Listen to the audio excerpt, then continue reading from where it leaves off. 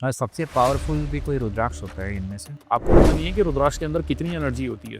और ये जितने साधु बाबा हैं ये इसको क्यों पहनते हैं, देवी पुराण ये बोलती है कि त्रिपुर नाम का एक राक्षस था और उसने ब्रह्मा और विष्णु उनको भी पराजय कर दिया। भगवान शिव ने उनको परास्त करने के लिए जो अघोरा नाम का एक शस्त्र था उसको एक्वायर करने के लिए उन्होंने मेडिटेशन करी 1000 साल से। तो रुद्राक्ष का जैसे पेड़ होता है, तो उस पे हर टाइप के रुद्राक्ष लगते हैं, तो उसमें ऐसा होता है कि मैक्सिमम सिर्फ पंचमुखी होंगे या फिर कोई पर्टिकुलर है?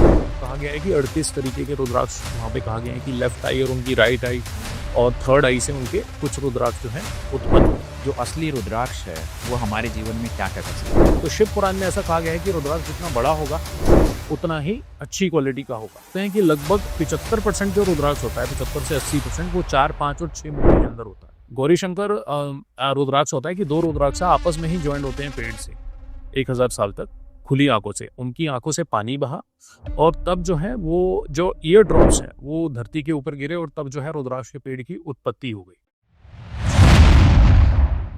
नमस्कार दोस्तों, मैं समस्त प्रभु भक्ति में आपका स्वागत करता हूं। दोस्तों, आज हमारे साथ स्टूडियो में गेस्ट हैं एक रुद्राक्ष एक्सपर्ट, न्यूमरोलॉजिस्ट, रुद्रसम्राट.com के फाउंडर आरुषन आर कतियाल जी। नमस्कार। नमस्कार जी। कैसे हैं आप? सब बढ़िया जी, thank you for inviting me. अच्छा, जब हम रुद्राक्ष की बात करते हैं तो अचानक से जब भी हम रुद्राक्ष को देखते हैं तो भगवान शिव की एक चेहरा हमारे सामने आ जाता है। तो मैं चाहता हूं कि स्टार्ट हम वहीं से करें कि एक ओरिजिन कैसे हुआ। जी, तो देखिए रुद्राक्ष को समझने से पहले भगवान शिव को समझना जरूरी है। ऐसा हमारे वेदों में कहा गया है कि 160 मंत्रों के द्वारा भगवान शिव का उल्लेख किया गया वहां पे।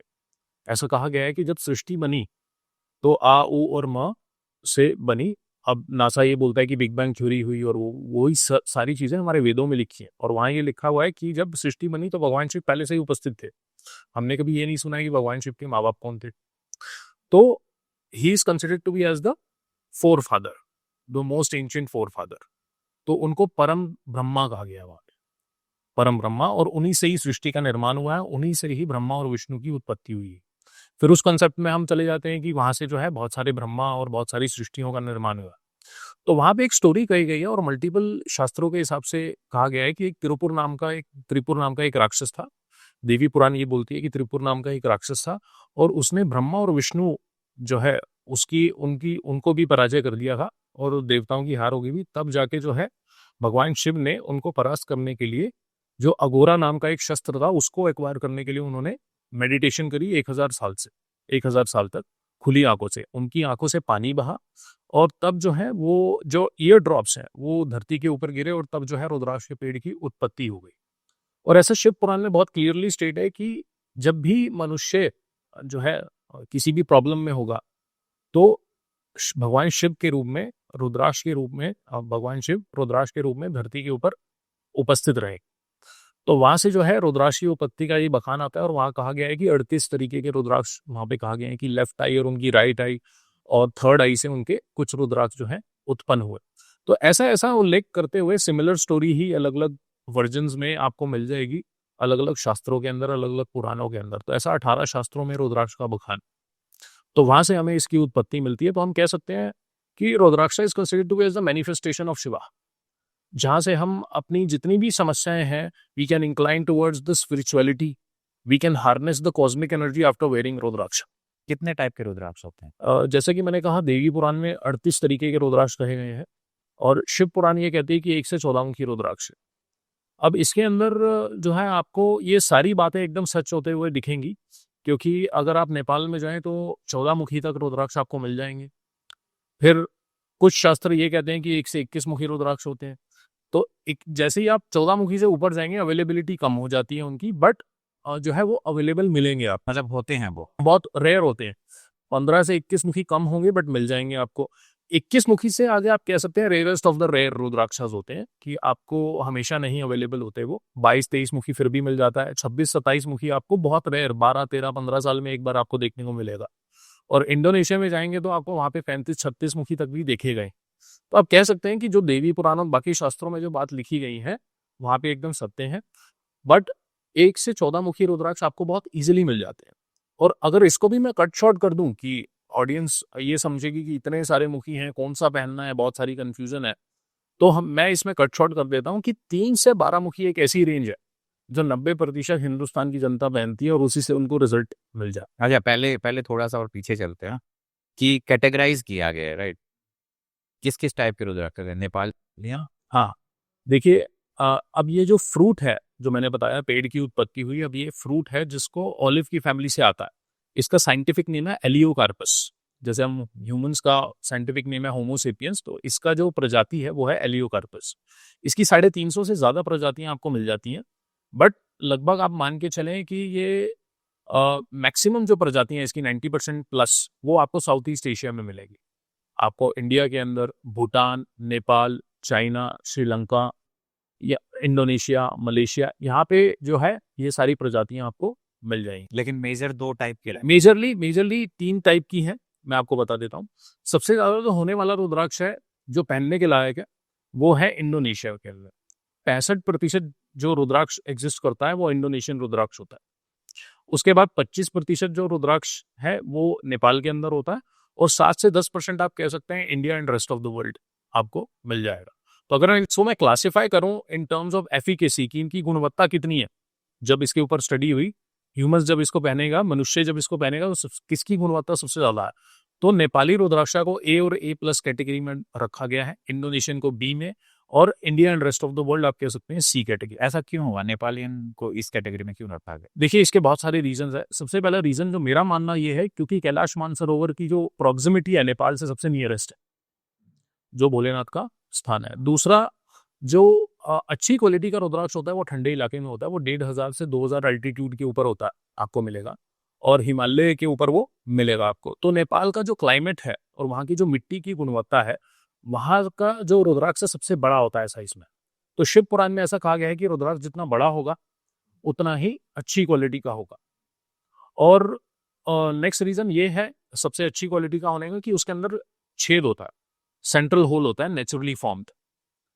तो इंडोनेशियन और नेपाली ऐसे वेराइटीज हैं रुद्राक्ष की जिसमें नेचुरली फॉर्म्ड होल होता है, और किसी वेराइटी में ऐसा होल हमें मिलता नहीं है। जो फिर से अगर मैं शिव पुराण की सेइंग्स पे जाऊं तो वहां पे ये कहा गया है कि जिसमें प्राकृतिक छेद होता है जिस रुद्राक्ष में, वही रुद्राक्ष को धारण करना चाहिए। जैसे जो इंडिया, क्योंकि मैक्सिमम तो ये कवर हो गया कि 65% हमारा इंडोनेशियन है, बाकी नेपालियन है। हाँ, इंडियन के अंदर जो है आपको होल नहीं मिलेगा, वो किसी भी शेप का मिल सकता है। एक तो शिव पुराण में ये भी कहा गया है कि उसका गोल होना अनिवार्य है, रुद्राक्ष गोल होना चाहिए, बट इंडियन रुद्राक्ष आपको किसी भी शेप का मिल सकता है, टेपर्ड फॉर्म का मिल सकता है, हाफ मून शेप का मिल सकता है, बट वो गोल नहीं होता। अगर किसी के हाथ में रुद्राक्ष दे दिया जाए तो उसको कैसे पता लगे कि इंडोनेशियन या नेपालियन? देखिए इसमें तो सबसे बड़ा जो पैरामीटर है इसका अपीयरेंस का होता है कि इंडोनेशियन रुद्राक्ष जो होते हैं तो चिकने होते हैं, काफी स्मूथ होते हैं, उसके ऊपर जो प्रोट्रूजन्स होती हैं, जो उसका खुरदरापन होता है, रफेज बोलते हैं जिसको हम, वो बहुत कम होती है, मिनिमल होती है, बहुत ही इजीली आप उसको डिटेक्ट कर सकते हैं। दूसरा उसका साइज का, इंडोनेशियन रुद्राक्ष साइज में छोटे होते हैं, मतलब आप कह सकते हैं कि इंडोनेशियन रुद्राक्ष की रेंज जहां जाके खत्म हो जाती है वहां से नेपाली रुद्राक्ष स्टार्ट होता है। तो मतलब कह सकते हैं कि 12-13 mm पे रुद्राक्ष खत्म हो जाते हैं साइज में। मैं इसका ये डायमीटर आपको बता रहा हूँ रुद्राक्ष का, वो वहां पे खत्म हो जाता है इंडोनेशियन, और वहीं से जो है नेपाली रुद्राक्षा स्टार्ट होता है। तो नेपाली रुद्राक्षा बड़ा होता है सबसे, एक ये एक पॉइंट ऑफ डिफरेंशिएशन है कि अगर आपने सपोज आपने किसी से 16 mm का रुद्राक्ष मांगा तो 99% आपको वो नेपाली रुद्राक्ष ही आपको देगा, 5 मुखी सपोज। तो ये कुछ वे डिफरेंट पैरामीटर्स होते हैं इसको देखने के। तो रुद्राक्ष का जैसे पेड़ होता है तो उस पे हर टाइप के रुद्राक्ष लगते हैं, तो उसमें ऐसा होता है कि मैक्सिमम सिर्फ पंचमुखी होंगे या फिर कोई पर्टिकुलर रहेगा? जी, बहुत अच्छा सवाल किया आपने। आइडियली आइडियल कंडीशंस में एक पेड़ के ऊपर 1 से 21 मुखी लग सकते हैं, बट ऐसा होता नहीं। समय के साथ साथ इतने दशकों से जब अभी इसकी खेती हो रही है, तो अब क्या हुआ है कि सपोज 25 साल पहले किसी भी पेड़ के ऊपर 5, 6, 7 मुखी ज्यादा लगा करते थे, तो वैसे ही पेड़ों की ब्रांचेस काट के वहां पे लगाई गई हैं ताकि 5 से 7 की पैदावार को ज्यादा किया जा सके। तो ऐसे ये सब चीजें की गई हैं, बट यस आप कह सकते हैं कि एक पेड़ के ऊपर 65 से 70% रुद्राक्ष 5 मुखी होता है। तो 5 मुखी सबसे कॉमनली अवेलेबल रुद्राक्ष आपको मिलेगा, किसी भी बाबा ने गले में धारण किया हुआ है, प्रसाद में मिलता है, ईशा फाउंडेशन से आया हुआ रुद्राक्ष जो दीक्षा में दिया जाता है, किसी को ब्रेसलेट पहने देखा, किसी को जप माला जपते देखा, तो ये सारे रुद्राक्ष जो हैं आपको 5 मुखी के मिले। 5 मुखी ही क्यों? क्योंकि ये ज्यादा अवेलेबल है। हाँ, ज्यादा ये पेड़ के ऊपर होता है। उसके बाद 4 और 6 मुखी भी होते हैं, तो आप कह सकते हैं कि लगभग 75% जो रुद्राक्ष होता है, 75 से 80% वो 4, 5 और 6 मुखी के अंदर होता है। जो असली रुद्राक्ष है वो हमारे जीवन में क्या क्या कर सकते हैं? जी, एक तो ये जो भ्रम है कि असली है, तो असली तो बाय डिफ़ॉल्ट जो 90% जो जनता पहनती है वो असली ही आता है। जैसे कि जो मैं आपको पहले भी रेंज बता रहा था कि जो 3 से 12 मुखी रुद्राक्ष की रेंज है, वो हमेशा असली ही आती, मैक्सिमम। अगर इसको और थोड़ा-सा मैं ट्रिम डाउन कर दूँ, तो 3 से 7 मुखी ये रुद्राक्ष है कि अगर मैंने सेलर से ये पूछ लिया कि ये असली है क्या? तो ये एक हिंट देना होगा सामने वाले को कि मुझे रुद्राक्ष के बारे में कुछ नहीं पता। तो 3 से 7 मुखी तो कभी किसी ने नकली देखा ही नहीं। एक्सेप्ट कि चलो प्लास्टिक का ना बना दिया, बट प्लास्टिक वाले की भी प्रोडक्शन की कॉस्ट उससे ज़्यादा हो जाएगी जितना 4, 5 और 6 मुखी की कॉस्ट होती है। तो असली रुद्राक्ष जो है, आपको कॉस्मिक एनर्जी को हार्नेस करता है। जैसे कि अभी कुंभ मेला हमने देखा इस साल लगा हुआ था, तो हमने कितने सारे साधु संत देखे जो महाकुंभ में आए थे। सबने जो है रुद्राक्ष की माला धारण करी हुई थी। आपको ये जान के ये सोचना चाहिए कि उन्होंने जेम्स इतना चलता है हमारे घर में भी, रिलेटिव्स ने हर किसी ने जेम पहना हुआ है। रुद्राक्ष बहुत कम लोग हैं समाज में हम देखते हैं जिन्होंने रुद्राक्ष धारण किया हुआ। तो उन लोगों ने जेमस्टोन नहीं पहना हुआ, जेम्स की माला नहीं पहनी हो, उन्होंने रुद्राक्ष की माला पहनेंगे। क्योंकि रुद्राक्ष का जो काम है वो कॉस्मिक एनर्जी को हार्नेस करना है। क्योंकि ये लैब में प्रूवन हो चुका है कि जब आप रुद्राक्ष को पहनते हैं तो एक तो आपका राइट ब्रेन ज्यादा एक्टिव हो जाता है। 1980s में बनारस हिंदू यूनिवर्सिटी में एक रिसर्च हुई, डॉक्टर एस पी गुप्ता ने इसके ऊपर रिसर्च करी, इज अ पीएचडी स्कॉलर। तो वहां पे ये पाया गया है कि जब आप रुद्राक्ष को पहनते हैं और नहीं पहनते हैं, उन्होंने ईईजी इलेक्ट्रोएन्सेफेलोग्राम की रीडिंग्स को नोट किया, दिमाग में जो तरंगे हमारी होती हैं। तो एक तो राइट ब्रेन ज्यादा एक्टिव होता है और राइट ब्रेन ही रिस्पॉन्सिबल होता है एक तो डिसीजन मेकिंग के लिए। दूसरा, उन्होंने ब्लड टेस्ट किया इसके ऊपर। ब्लड टेस्ट में ये आया कि सेरोटोनिन नाम का एक न्यूरोट्रांसमीटर होता है ब्लड में, जो आपके कॉन्फिडेंस को बूस्ट करता है। You can consider it as a happy hormone, और आपको हैप्पीनेस, पीस, क्वालिटी और स्लीप के लिए रिस्पॉन्सिबल होता है। तो सेरोटोनिन की मात्रा प्री एंड पोस्ट पोस्ट में ज्यादा पाई गई। रुद्राक्ष पहनने के बाद सेरोटोनिन बॉडी में बढ़ गया, क्योंकि रुद्राक्ष के अंदर एक रबिंग इफेक्ट होता है। रुद्राक्ष जो है एक्यूप्रेशर से काम करता है बॉडी के अंदर, तो इसलिए कहा जाता है कि रुद्राक्ष को हमेशा गले में ही धारण किया जाता है। तो एक असली रुद्राक्ष जो है, आप डिफरेंट डिफरेंट पर्पस के लिए उसको पहन सकते हैं। बहुत सारे पर्पसेस हैं, 1 से लेके 21 मुखी सबके पर्पस डिफाइन किए गए हैं हमारे शास्त्रों में। तो उसके हिसाब से आप अपनी जरूरत के हिसाब से उस रुद्राक्ष को धारण किया जा सकता है। और सबसे पावरफुल भी कोई रुद्राक्ष होता है इनमें से? जी, पावरफुल अगर मैं कहूँ तो हम इस हायरार्की में जा सकते हैं कि जितना हम मुखी बढ़ते चले जाएंगे, मतलब आप 10 मुखी से अगर ऊपर चले जाएंगे तो 10 मुखी से ज्यादा 11 मुखी पावरफुल है, 11 से ज्यादा 12 मुखी पावरफुल है। इसकी एक साइंस है, जो अगर मैं आपको बताऊं, इसके अंदर कंपार्टमेंट्स होते हैं, जो जितने ज्यादा कंपार्टमेंट्स बढ़ते रहते हैं उतनी ज्यादा इसकी पावर जो है अंदर जनरेट होती है। तो अगर आप कह सकते हैं कि जितने हायर मुखी से हम जाएंगे वो रुद्राक्ष सबसे पावरफुल होगा। बट इसका ये मतलब नहीं है कि हम सबसे पावरफुल रुद्राक्ष को ही धारण करें। मेरे लिए सपोज मेरा प्रोफेशन और मेरा किस एंड गोल को अचीव करना चाहता हूँ, वही रुद्राक्ष मेरे लिए बहुत पावरफुल है। Suppose I am a rudraksha expert, I am a orator, और I teach people about rudraksha and numerology. तो मेरे लिए 4 मुखी बहुत अच्छा है, मेरे लिए 13 मुखी बहुत अच्छा है, मेरे लिए 15 मुखी वो जो है पावर को जनरेट करेगा जो मैं अचीव करना चाहता हूँ मेरे प्रोफेशन के अंदर। मैरिटल लाइफ को सॉर्ट करना है तो वो पावरफुल रुद्राक्ष है, किसी और के लिए वो पावरफुल हो सकता है। अच्छा, ये अकॉर्डिंग टू मतलब जो हमारा पर्पज है। पर्पस है किसके लिए पहनना चाह रहे हैं। अब ऐसा नहीं है कि एक ही पैरासिटामोल सभी को उतना ही असर कर देगी। अब हो सकता है कि 21 मुखी सबसे पावरफुल मैं कहता हूँ आज की डेट में जो अवेलेबल है, वो भी बहुत ही रेयर रुद्राक्ष होता है, बट 21 मुखी की एनर्जी हर कोई नहीं ले पाता। 21 मुखी के लिए भी बॉडी को तैयार करना पड़ता है पहले। लोगों को ऐसा लगता है कि हम सबसे पावरफुल और हायर मुखी का रुद्राक्ष पहन लेते हैं और लाइफ इज सॉर्टेड। ऐसा नहीं है, ये गलती ना करें, क्योंकि सुनी सुनाई बहुत सारी ऐसी वीडियोस आपको यूट्यूब पर मिल जाएंगी। बहुत सारे आजकल सो कॉल्ड शॉपकीपर्स हैं जो एक्सपर्ट बन गए हैं रुद्राक्ष के बारे में, तो वो बोलते हैं कि स्पेसिफिकली आप 20 मुखी पहन लीजिए, 21 मुखी पहन लीजिए। ये आपके लिए नहीं है, क्योंकि वो एंड गोल आपने क्या अचीव करना है उसके हिसाब से है। दूसरा, आपकी बॉडी उसकी एनर्जी को लेने के लिए तैयार नहीं है।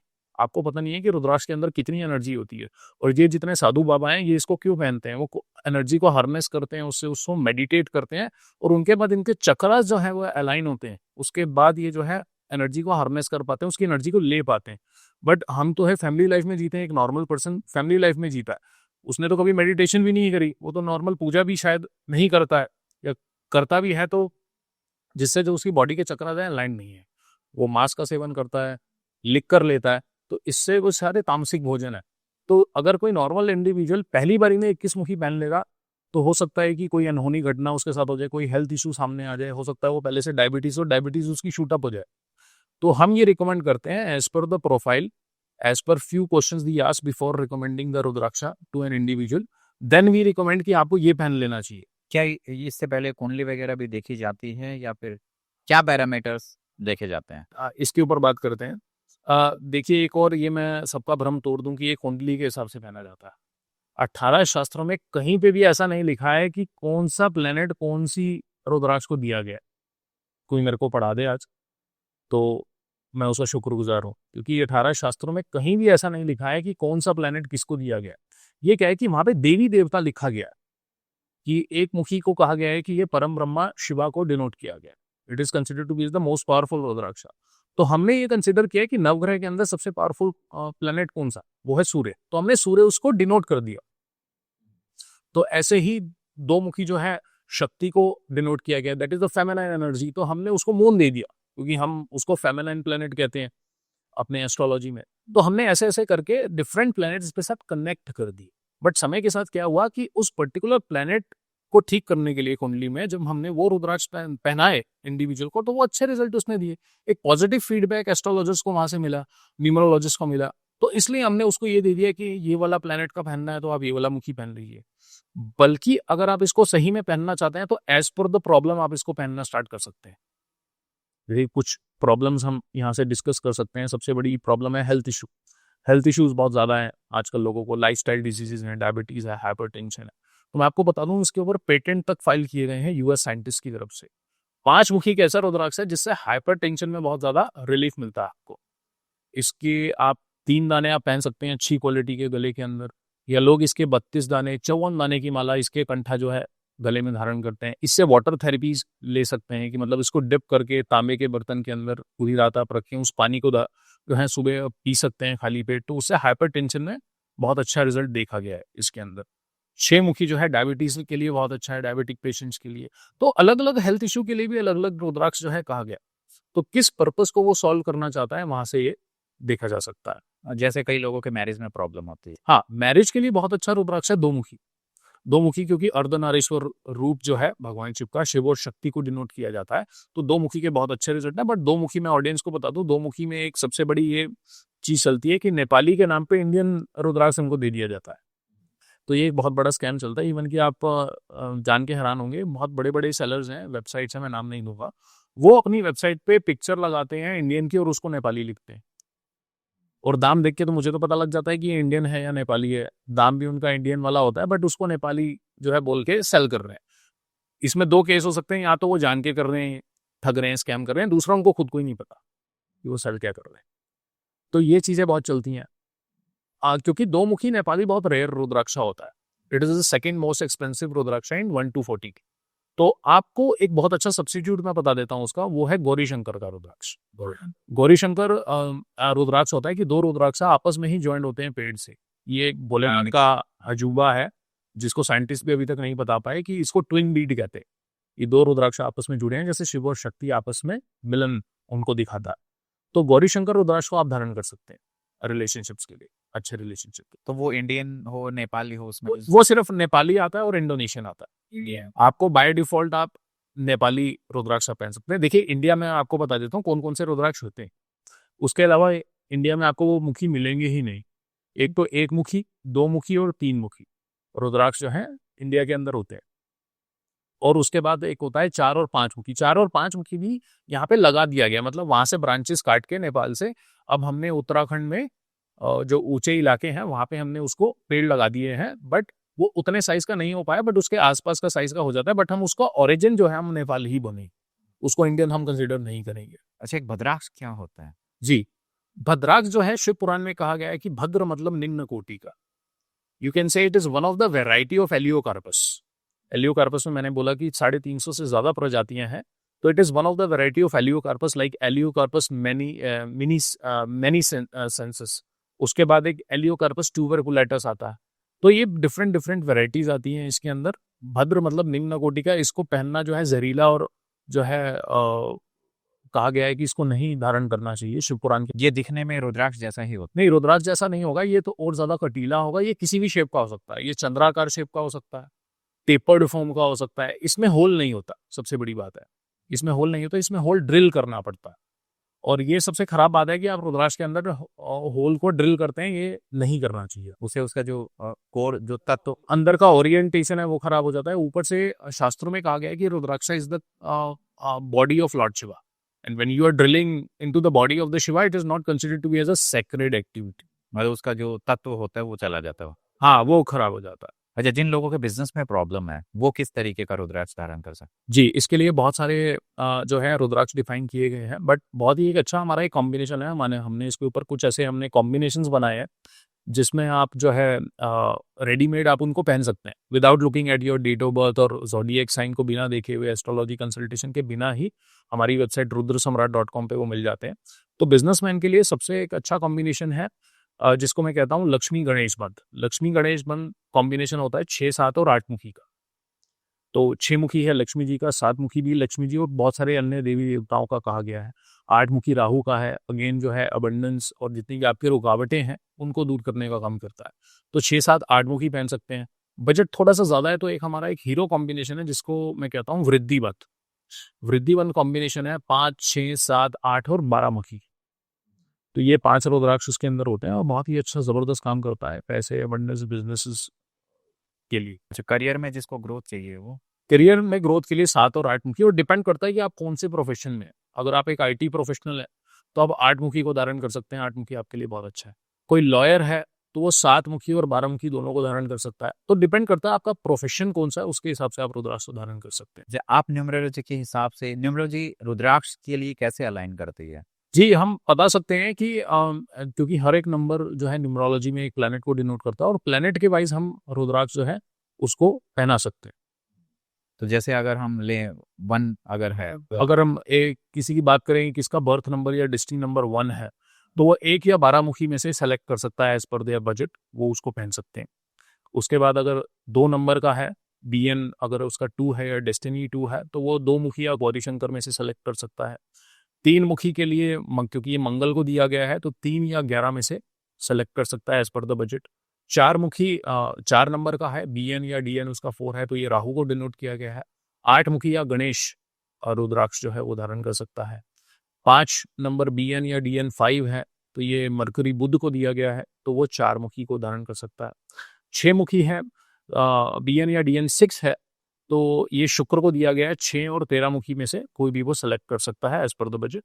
और उसके बाद बीएन या डीएन 7 है जो केतु को दिया गया है, वो 9 मुखी जो है पहन सकता है। 8 जो है बीएन डीएन वो शनि को दिया गया है तो इसके लिए 7 मुखी, 11 मुखी और 14 मुखी as per their budget. But 7 और 11 मुखी का अगर कॉम्बिनेशन पहन लेते हैं, जो भी लोग अगर शनि से पीड़ित हैं, बीएन डीएन जिनका 8 है उनमें बहुत अच्छे मैंने रिजल्ट देखे हैं। उसके बाद जो बीएन और डीएन 9 है जो मंगल का कहा गया है अगेन, तो वो उसके अंदर 3 और 11 मुखी को कहा जा सकता है। सॉरी, एक बीच में मैंने उसको गलत कह दिया। बीएन और डीएन अगर 3 है आपका तो ये जुपिटर का है, इसमें 5, 10 या 15 मुखी में से आप सेलेक्ट कर सकते हैं। अच्छा, कई बार ऐसा होता है कि कुछ लोग सिंगल रुद्राक्ष धारण करते हैं कि एक धागा होगा, धागे में एक रुद्राक्ष। कई बार क्या होता है कि कुछ लोग रुद्राक्ष की माला पहनते हैं।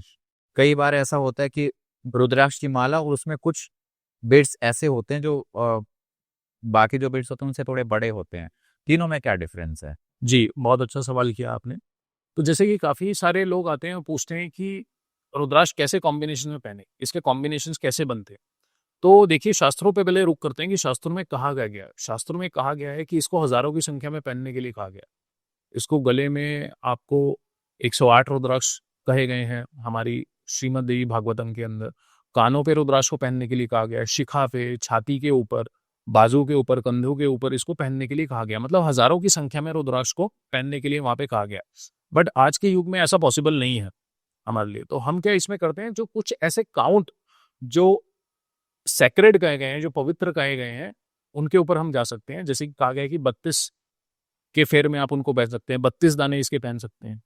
आप इसको 9 के मल्टीपल में पहन सकते हैं या 9 दाने पहने। अगर पॉसिबल हो तो 90 या 108 दाने आप पहन सकते हैं इसके। 108 का जो फिगर है वो बहुत ही सैक्रेड कहा गया है। हमारी भागवतम के अंदर भी उसका बहुत अच्छे से उल्लेख आता है। हमारी अक्षमालिका उपनिषद के अंदर 108 दाने पहनने के लिए कहा गया। तो आप इसको 9 के मल्टीपल में पहन सकते हैं। और जो छोटे रुद्राक्ष आपने जिसकी बात करी वो इंडोनेशियंस होते हैं, वो बहुत ही सस्ते होते हैं। 5 मुखी इंडोनेशियन को आप साथ में कंपनी कर सकते हैं एक बड़े नेपाली रुद्राक्ष के साथ। तो ऐसे आप 9 के मल्टीपल में उसको पहन सकते हैं। नहीं तो कोई भी अगर इंडिविजुअल रुद्राक्ष भी पहनता है, अगर आप इंडिविजुअल पहनना चाह रहे हैं तो जितने भी डबल डिजिट के रुद्राक्ष हैं जैसे 10, 11, 12 एंड सो ऑन, तो आप उनमें से कोई भी रुद्राक्ष इंडिविजुअल एक रुद्राक्ष आप पहन सकते हैं। मतलब जैसे हम पॉडकास्ट में भी स्टार्टिंग में था और बहुत सारे लोगों का सवाल सिर्फ यही होता है कि असली और नकली, तो नकली रुद्राक्ष कैसे होते हैं? जी, सबसे पहले तो ये सवाल जो है 90% लोग जो रुद्राक्ष खरीदने आते हैं सबसे पहले यही पूछते हैं कि क्या ये प्योर है, क्या ये ओरिजिनल है, नकली तो नहीं है। तो मैं सबको ये बता दूं कि ये क्वेश्चन ही गलत है। क्वेश्चन जो असली क्वेश्चन होना चाहिए उनका कि इसकी क्वालिटी है। कि जब हम अपना कोर्स कराते हैं रुद्राक्ष कोर्स, 3 दिन का कोर्स रहता है हमारा, उसमें पहली लाइन हम सबको ये लिखवाते हैं कि rudraksha is all about quality, rudraksha is not about authenticity, because rudraksha is a fruit. 90% जो हिंदुस्तान की जनता है जो रुद्राक्ष पहनती है, जो मैंने रेंज बताई 3 से 12 मुखी, उसमें नकली आता ही नहीं है। उसमें बहुत कम नकली आते हैं। अगर आप रुद्राक्ष खरीदने अगर नेपाल अगर चले गए तो हो सकता है वहां से आप नकली लेके आ सकते हैं, वहां पे फैक्ट्रियां हैं नकली बनाने की। बट इंडिया में वो अच्छी क्वालिटी का ही रुद्राक्ष ज्यादातर आते हैं। 3 से 12 मुखी के अंदर जो रेंज है वो हमेशा असली आती है। उसमें क्वालिटीज अलग अलग हो सकती हैं। क्वालिटी के डिफरेंट डिफरेंट पैरामीटर्स है, साइज है, वेट है, साइज टू वेट रेशो है, स्पेसिफिक ग्रेविटी है उसकी, वो भारी कितना है दाना, और क्या ओरिजिन है नेपाल के कौन से रीजन से वो आया है। तो ऐसे करके आप रुद्राक्ष के बारे में जान सकते हैं। जो उनसे सबसे ज्यादा नकली आते हैं वो मैं आपको बता देता हूँ, वो हायर मुखीज के अंदर होते हैं। सबसे ज्यादा नकली आता है वो एक मुखी होता है। एक मुखी के अंदर बहुत नकल चलती है। और उसके बाद जो नकली आता है वो 14 मुखी है। 14 मुखी के अंदर बहुत जो है नकल चलती है कि 12 मुखी के ऊपर ही 2 लाइनें लगा दी जाती हैं, एक शार्प वायर होती है, वहां से उसको 14 मुखी बना दिया जाता है। अच्छा, जो नकली फैक्ट्रियां होते हैं नकली रुद्राक्ष बनाने वाली, किस तरीके से बनाते हैं? जी देखिए, अगर आपको लोगों को ऐसा लगता है कि हम नेपाल चले जाएं वहां से सस्ते रुद्राक्ष मिल जाएंगे, तो ये उनका बहुत बड़ा भ्रम है जो मैं आपको बता दूं। देखिए, जितनी भी अच्छी क्वालिटी की जो चीजें होती हैं, अगर आप इंडिया की ही बात करें, अच्छे मसाले जो हैं वो सारे एक्सपोर्ट हो जाते हैं बाहर वेस्टर्न कंट्रीज को। अच्छे फ्रूट जो हैं क्वालिटी के वो सारे एक्सपोर्ट हो जाते हैं। हमारे को जो है लोअर ग्रेड के फ्रूट्स और मसाले यहाँ पे बेचे जाते हैं, because we are a price conscious market. तो ऐसा ही नेपाल के अंदर होता है। जितनी भी अच्छी क्वालिटी का A1 रुद्राक्ष है वो सब एक्सपोर्ट हो जाता है चाइना को, इंडिया को एंड वेस्टर्न कंट्रीज को। तो अगर आप सोच रहे हैं कि नेपाल जाके लेंगे, तो नेपाल में एक तो क्वालिटी आपको, अगर आपको समझ नहीं है तो आप लिख के ले जाइए कि आप वहां से ठग के आए। वहां से तो आपको 8 मुखी भी, 7 मुखी का 8 मुखी बनाया होता है शार्प वायर से, आपको पता नहीं लगेगा। जिसने रुद्राक्ष को इतनी बार नहीं देखा है, नहीं पहना है, तो उसको समझ ही नहीं है कि इसके मुखी को हम कैसे डिटेक्ट करेंगे कि आर्टिफिशियली कार्व्ड आउट है या नेचुरली फॉर्म्ड है। तो एक ये चीज बहुत ज्यादा आपको जो है मिलती है। जैसे कि हमारे सप्लायर्स बताते हैं कि 10,000 14 मुखी बनाने की फैक्ट्री वहां पे एक लगाई गई है, कि वहां पे 14 मुखी 12 मुखी का 14 मुखी बना दिया जाता है। ये क्या प्लास्टिक के होते हैं? नहीं, प्लास्टिक के नहीं होते, होते नेचुरली हैं। जैसे 12 मुखी है, 12 मुखी के ऊपर एक शार्प, एक तार लेंगे, वायर लेंगे, हाँ, उसके ऊपर लाइन लगा देंगे, 2 लाइनें, और उसके ऊपर लगा देंगे। होता रुद्राक्ष है वो? होता रुद्राक्ष है, नेचुरली होता है। बट वो आपके ऊपर आ गया, सबसे पहले तो वो खंडित हो गया अगर शार्प वायर लगा दी इसके ऊपर। तो ये सारी चीजें आपको नेपाल में मिलेंगी। बट आप ट्रस्ट करिए, अगर आप पहली बार रुद्राक्ष को पहनना चाह रहे हैं तो आप 3 से 7 मुखी के बीच में आंखें बंद करके उसमें सेलेक्ट कर सकते हैं। जस्ट आपको क्वालिटी देखने की जरूरत है कि इंडोनेशियन है या नेपाल, आप उसको धारण कर सकते हैं। अच्छा, जैसे जेमस्टोन के लिए कोई सर्टिफिकेशन एजेंसीज है, तो इसके लिए भी कोई सर्टिफिकेशन एजेंसी है इंडिया में? जी, इसके ऊपर तो बहुत बड़ा स्कैम चल रहा है। मैं हमेशा अपने कोर्स में, रुद्राक्ष कोर्स में, इसका बहुत डिटेल में बताता हूँ कि इसके अंदर सर्टिफिकेशन का ऐसा स्कैम चल रहा है कि एक तो सबसे पहले रेगुलेटरी बॉडी नहीं है रुद्राक्ष के ऊपर। जैसे आप देखेंगे जेम्स के अंदर GIA है कि वहां से एक्रेडिट होती है लैब और फिर वो उसको टेस्ट करती है। ऐसा कुछ रुद्राक्ष के साथ नहीं है, ना इस पे कोई गवर्नमेंट बॉडी है जो इसको रेगुलेट कर रही है। अब आपको जान के हैरानी होगी और हंसी भी आएगी इस बात में कि जितने भी जेमोलॉजिस्ट हैं, सारे जेमोलॉजिस्ट एक से नहीं हो सकते हैं, बट जो मेजोरिटी ऑफ जेमोलॉजिस्ट हैं वही रुद्राक्ष को टेस्ट कर। अब जेमोलॉजी के कोर्स में रुद्राक्ष तो उन्होंने पढ़ा ही नहीं है जिंदगी में, रुद्राक्ष का आर भी नहीं पढ़ा, और वही लोग जो है उसको सर्टिफाई करके सिग्नेचर करके दे रहे हैं। सबसे पहली ये बात है। तो ये, और कुछ लोग जो हैं, कुछ जेमोलॉजिस्ट जो हैं, वक्त के साथ सीख गए हैं कि इसकी क्वालिटी को कैसा देखा जा सकता है। तो हर कोई अपने हिसाब से इसको टेस्ट कर रहा है। बल्कि जो आइडियली इसके पैरामीटर्स होने चाहिए, क्या लिखे जाने चाहिए सर्टिफिकेट पे, वो लिखते नहीं है। आप जान के हैरान होंगे, मैंने कुछ ऐसे सर्टिफिकेट्स भी देखे हैं जहाँ पे रुद्राक्ष का वेट कैरेट में लिखा हुआ है। Carat is a SI unit use for the gemstones, precious stones के लिए वो यूज किया जाता है। उसको वो कैरेट में यूज कर रहे हैं। मतलब मार्केट में गए, आम पूछे रेडी वाले से कि कितने रुपए कैरेट दिए, तो सोचिए कि मतलब अब नकल के लिए भी अकल की जरूरत होती है। तो काफी सारी मैंने रिपोर्ट्स इसमें देखी हैं। वेट उसका ग्राम्स में होना चाहिए, साइज होना चाहिए, उसका ओरिजिन मेंशन होना चाहिए सर्टिफिकेट के ऊपर। तो और भी बहुत सारी कुछ ऐसी चीजें हैं जो सर्टिफिकेट्स के ऊपर मेंशन होनी चाहिए, बट अनफॉर्चुनेटली बहुत कम ऐसी लैब्स हैं इंडिया के अंदर जो सर्टिफिकेशंस के अंदर बहुत अच्छे तरीके से उसको मेंशन करती हैं। बट लोगों को ऐसा लगता है कि अरे वाह, सर्टिफिकेट के साथ आ गया तो ये असली रुद्राक्ष है। वो आपके जो है, आपको क्वालिटी देखनी नहीं आती है, और वो क्वालिटी उसके ऊपर लिखी भी नहीं है जो क्वालिटी मुझे पढ़नी है। आज की डेट में 70% सर्टिफिकेट ऐसे हैं कि जो जानकारी मैं उसके ऊपर पढ़ना चाहता हूँ वो अवेलेबल ही नहीं है। बस सर्टिफिकेट के नाम पे कार्ड दिया जा रहा है और उसी से मार्केट चल रही है। कुछ लोग तो ऐसे हैं कि अपने ही घर में लैब लगाई हुई है, उन्होंने खुद ही सेल कर रहे हैं, वहीं पे टेस्ट कर रहे हैं और दे रहे हैं। प्रिंटर से वही सर्टिफिकेट सब। हाँ, वहीं से सर्टिफिकेट कर रहे हैं। मतलब जज भी वो होंगे, पुलिस भी वो होंगे। तो इसमें क्या मतलब कुछ एक्सरे वगैरह कर से पता लगा ऐसा क्या? अब हाँ, अब ये एक्सरे नाम की एक चीज है जो लोगों को फैंटासाइज करने के लिए कही जा रही है, मार्केटिंग गिमिक के तौर पे। फिर से मैं बता दूं कि 3 से 12 मुखी के अंदर तो एक्सरे की जरूरत ही नहीं है, सबसे पहली बात। अब एक्सरे की अगर बात करें तो जैसे कि ये एक एक्सरे मेरे हाथ में है, ये एक एक्सरे बहुत क्लियर एक्सरे, इवन की इश्यू स्टार्ट होने से पहले आपके मैंने एक स्टाफ को दिया तो उसने भी बता दिया कि ये कितने मुखी का है। ठीक है, अब इतनी क्लियर एक्सरे की मशीन ज्यादातर लैब वालों के पास है ही नहीं। अब जिस लैब से हम कराते हैं उसका एक्सरे बहुत ही क्लियर है। अब जो चीज हमें इसके अंदर देखनी है वो बहुत ही क्लियर तरीके से दिख रही है। अब लोग हमसे पूछते हैं जब हमारी वेबसाइट पे आते हैं rudrasamrat.com पे कि सर आप एक्सरे देते हैं। हम बोलते हैं एक्सरे के अंदर क्या देखेंगे, यानी हम सीड देखेंगे। मैंने कहा सर मैं आपके हाथ में एक एक्सरे दूंगा, अगर आप मुझे बता पाए कि कितने सीड हैं, कितने कंपार्टमेंट हैं, कितने मुखी का, मैं आपको 2 लाख रुपए का इनाम दूंगा।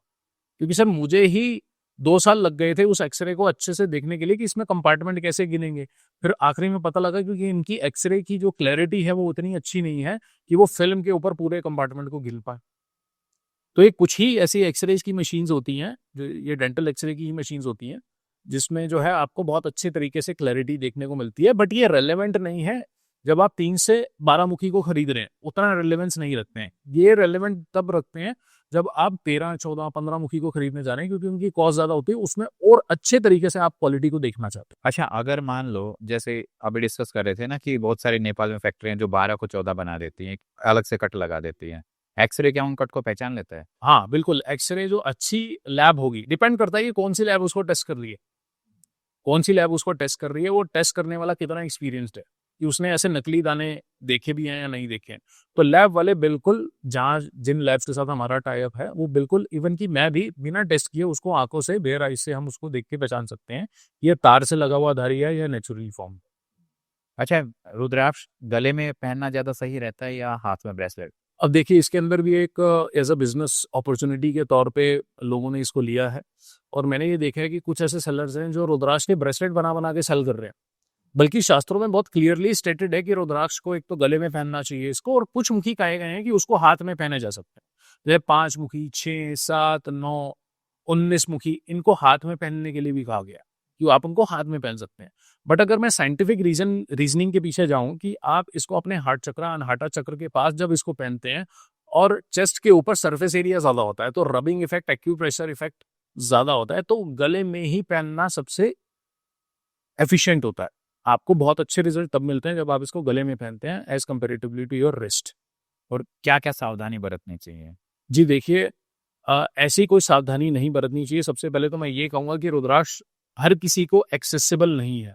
अगर हर किसी को ऐसा लगता है कि रुद्राक्ष पहनने से ऐसा हो जाएगा, वैसा हो जाएगा, तो ये बहुत ही क्लियरली स्टेटेड है श्रीमद् देवी भागवतम के अंदर कि पिछले जन्मों के कुछ संचित पुण्य हैं, इस वजह से आपके पास रुद्राक्ष अगले जन्म में एक्सेसिबल होगा। अगर वो नहीं है तो आप जितना मर्जी ले लीजिए। आपने सुना होगा कि फलाने बाबा ने हमें रुद्राक्ष दिया, बट वो पहनने का सौभाग्य उनको नहीं है, वो उन्होंने मंदिर में रख दिया, उसको कभी धारण ही नहीं किया या गुम हो गया। तो हर किसी को ये सौभाग्य नहीं मिलता। अच्छा, आपने ये पूछा, क्या सवाल था? सॉरी मैं कि क्या क्या सावधानी बरतने चाहिए?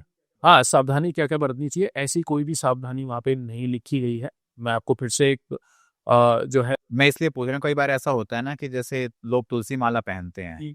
तो उनको मांस मदिरा से दूर रहना पड़ता है। जी, इसमें 2 चीज़ें मैं आपको बता देता हूँ। शिव पुराण जो कि काफ़ी बार रीराइट किया गया है। पिछले 200-300 साल में शिव पुराण को काफ़ी बार रीराइट किया गया। उसमें ये कहा गया है कि प्याज, लहसुन, नॉन-वेज, लिक्कर से दूर रहना चाहिए इसको पहनने के बाद। और श्रीमद् देवी भागवतम ये कहती है कि इवन की जो लिक्कर और नॉनवेज भी लेता है, अगर वो भी रुद्राक्ष को धारण कर लेता है तो उसके भी पाप जो हैं वो मिट जाते हैं। वहां उससे रिवर्स लिखी है। इवन की जब आप हमारे शास्त्र पढ़ेंगे, इवन की शिव पुराण को जब पढ़ा जाएगा तो उसके अंदर ये भी आप देखेंगे कि जो भोलेनाथ के भक्त हैं वो असुर भी हैं और देवता भी हैं।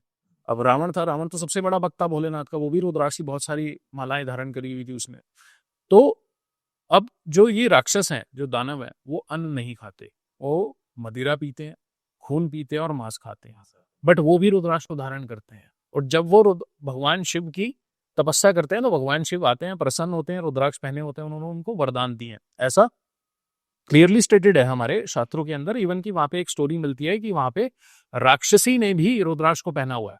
एक फीमेल राक्षसी है, उसने भी रुद्राक्ष को पहना हुआ है, इवन की उसके कुत्ते ने भी रुद्राक्ष को पहना हुआ है और वो भोलेनाथ की साधना कर दी है। तो ऐसा कुछ भी नहीं है कि इसको पहनने के बाद, बट मैं ये कहता हूँ क्योंकि ये तामसिक भोजन के अंदर आते हैं, नॉनवेज और लिक्कर, तो जब आप इसको पहनते हैं तो आपके बॉडी के चक्रास अलाइन ठीक से नहीं होते हैं। मतलब आपको रुद्राक्ष का इफेक्ट उतनी अच्छे तरीके से नहीं मिलेगा जितना कि एक वेजिटेरियन और नॉन अल्कोहलिक पर्सन को मिलेगा। बट इसका इंक्लिनेशन मैंने कम होते देखा है। जो भी इसको रुद्राक्ष को पहनता है, नॉनवेज और लिक्कर के प्रति उसका इंक्लिनेशन कम होता रहता है। तो ये क्या हमेशा पहने रहना चाहिए? मतलब कई बार ऐसा होता है ना कि कुछ लोग सोते टाइम उतार देते हैं। हाँ जी, इसके अंदर बहुत ही एक अच्छा श्लोक आ गया भागवतम में, सुप्त पीते सदा कालम रुद्राक्षं धारी अन्नरा। मतलब सोते समय, पीते समय, अर्थात सभी कालों में मनुष्य को रुद्राक्ष को धारण कर लेना चाहिए। देखिए हमारे ऋषि और मुनि इसको बहुत ही सॉर्टेड तरीके से लिख के गए हैं।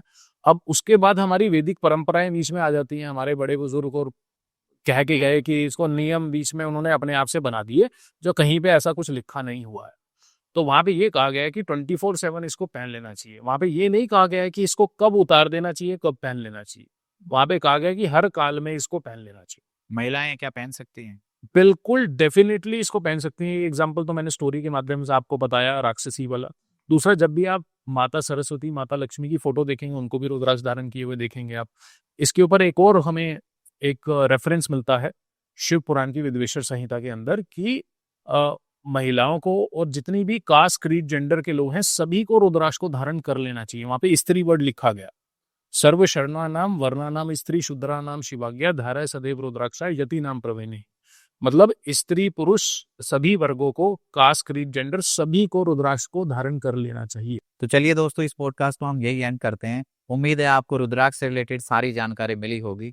अगर इसके बाद भी आपके कोई सवाल या सुझाव हैं तो हमें कमेंट्स में जरूर बताइएगा। तब तक बने रहिए हमारे साथ। धन्यवाद।